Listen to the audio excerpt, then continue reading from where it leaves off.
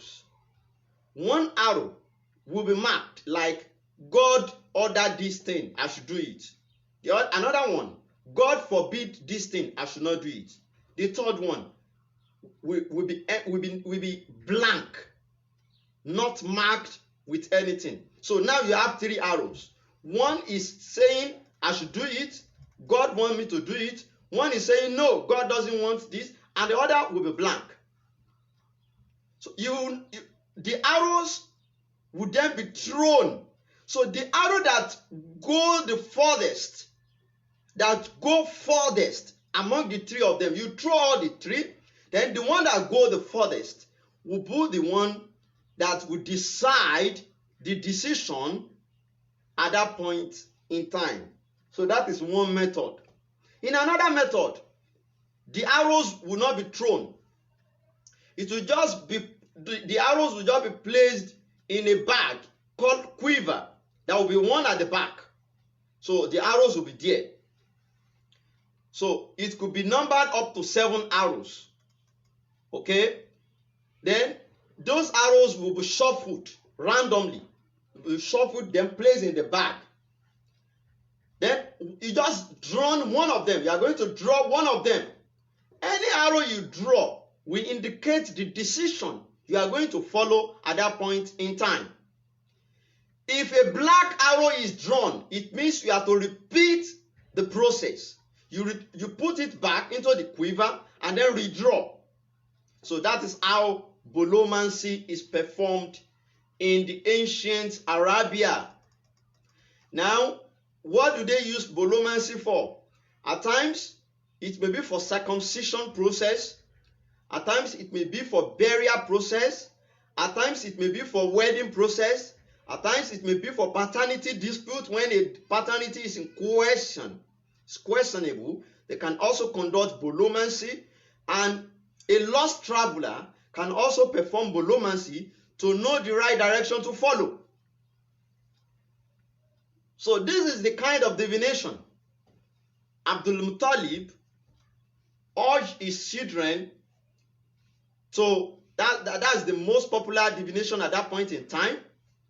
So he told the children, pick up your arrow of divination, pen down your name on the arrow, and follow me to Ubal idol in the Kaaba. The question now is, what is Ubal idol? Now let's talk about the Ubal idol. The Ubal idol is an idol in the image of a man, and it was placed in the heart of the Kaaba, that is right at the center of the Kaaba, on top of a well. There was a well that was dug in the middle of the Kaaba in that age. That well served the purpose of collecting sacrifice presented to the idols or treasures like jewelry, okay, or any other things like dirhams, dinars, given to the idols, given to Allah himself. Anything that is given to Allah or idols, it is collected so that it will not constitute a refuse to the Kaaba. They collect everything into that well dug in the center of the Kaaba. So on top of that well, an idol in the image of a man was placed there, and that idol was called Hubal. Hubal. So that's the name of the idol. So it is an idol of divination. Whenever they want to perform bolomancy in Mecca, they have to come to the Hubal idol in the Kaaba to perform bolomancy. And there is a priest in charge of that bolomancy. The priest will be known as the chief bolomancer. So it is the chief priest that will conduct that divination for them. So Abdul Muttalib told his children, his male children, to pick up the arrows of divination and follow him to the chief bolomancer at the point of Hubal idol in the Kaaba. This they did. So what happened next? Stay tuned. Don't go away.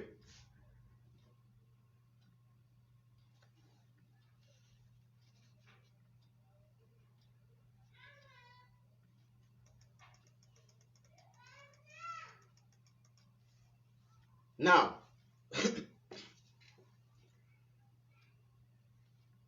they approached the chief Bolomansa and the process began. Meanwhile, Abdul Muttalib, the most beloved son to Abdul Muttalib, was Abdullah, who was the last born. You see, Abdullah, Abu Talib, and Zubair, the three of them, they were from the same womb for Abdul Muttalib.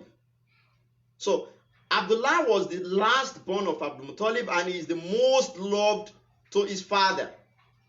So Abdul Muttalib believed that the divination must fall upon Abdullah, because that was his favorite son. So he believed Abdullah should be the one chosen for the sacrifice. So, and he believed that anything otherwise would tantamount to an error. So the Sheikh Bolomansa started conducting the divination, and during that time, Abdul Muttalib stood up. He started praying to Allah that, oh Allah, please accept Abdullah as a sacrifice, because he is my beloved. Look at that man. He was even telling Allah to choose Abdullah. The chief Bolomansa, the chief priest, he began to conduct the divination. And eventually, Abdullah was chosen for sacrifice.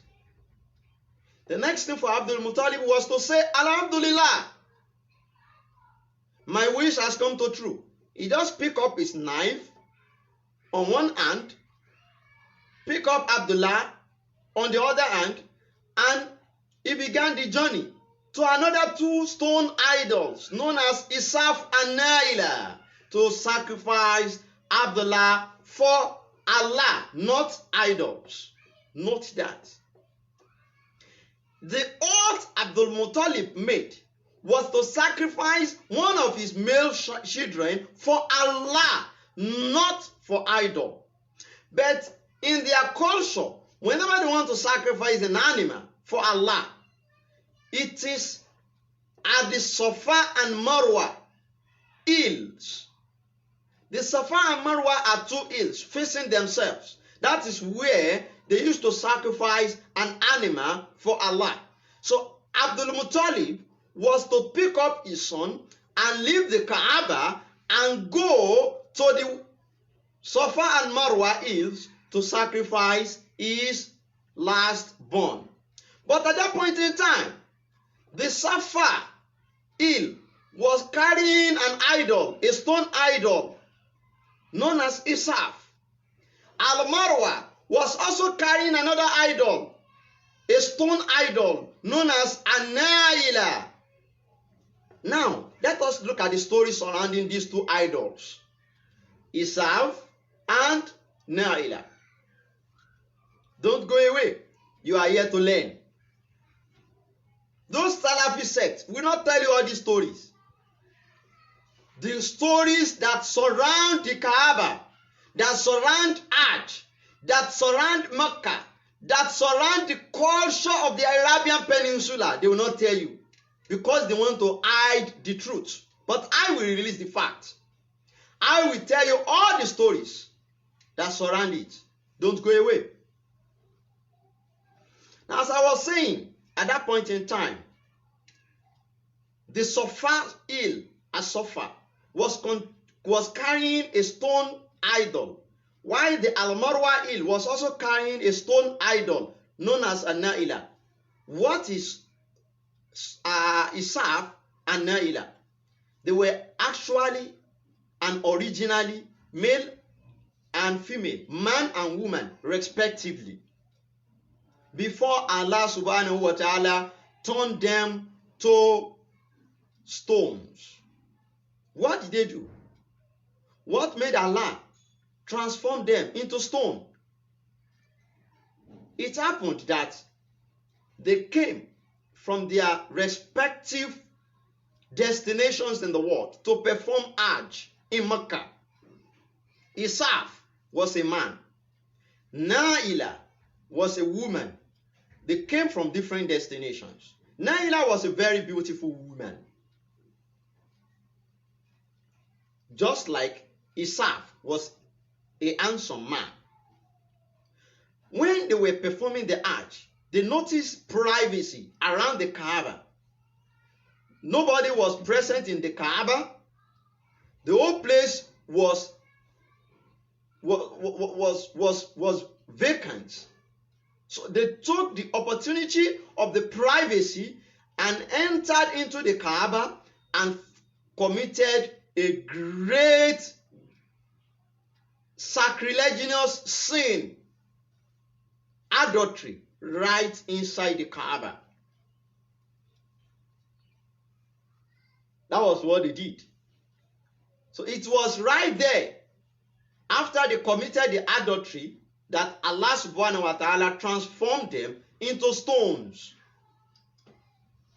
This story is recorded in a book called Kitab al-Asnam, the book of idols, authored by Ibn Kalbi. Okay? Ibn al-Kalbi, the book of idols. The story is referenced there. So that was how they became transformed into stones. So the Meccans, seeing this, they thought they should let the future generations learn a warning from this story so that they would desist from such. So they placed the two stones, they removed it from the Kaaba and placed them on Safa and Marwa hills. Later, they started deifying the two stones by giving them sacrifice and regarding them as deities because they were pagans. Now, Abdul Muttalib, don't forget that was the story we were telling. Abdul Muttalib and his oath of child sacrifice. He took his son, Abdullah, to Safa and Marwa at the stone of Isaf and Naila to sacrifice him to Allah.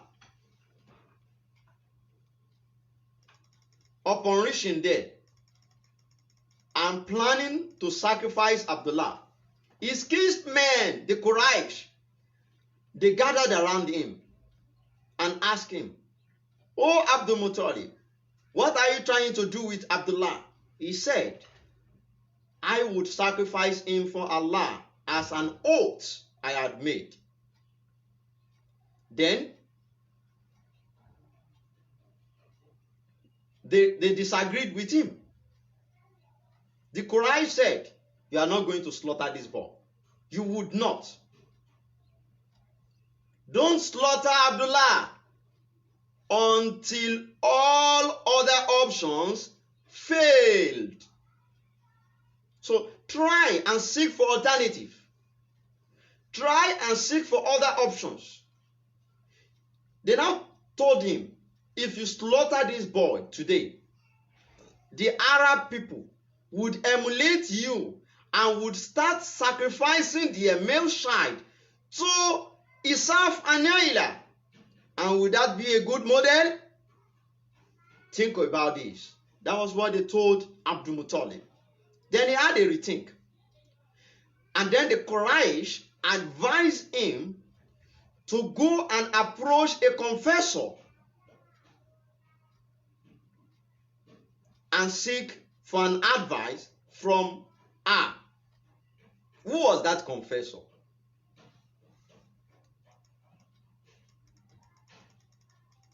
The confessor was a woman living far away in Khaybar. Khaybar is 150 kilometers from Medina. So, Abdul Muttalib picked up Abdullah and some of his male children. They began the journey to Khaybar to visit the female confessor. They went to Khaybar. Upon reaching Khaybar, they met this woman. The woman was a confessor using a jinn. The jinn is like what do we call this? That is installed in the space. Satellite. So, jinn then were used as satellites to view what is happening in the world beyond. So, the woman said, my jinn satellite was not available at the moment. So come back another day. So they came early morning the next day. They explained all what it was happening to Abdullah, the case of the oath. They explained everything to this woman confessor. And then the woman said, my jinn satellite had already informed me of why you people were here. Now, the woman confessor asked them, what was the blood money in your location?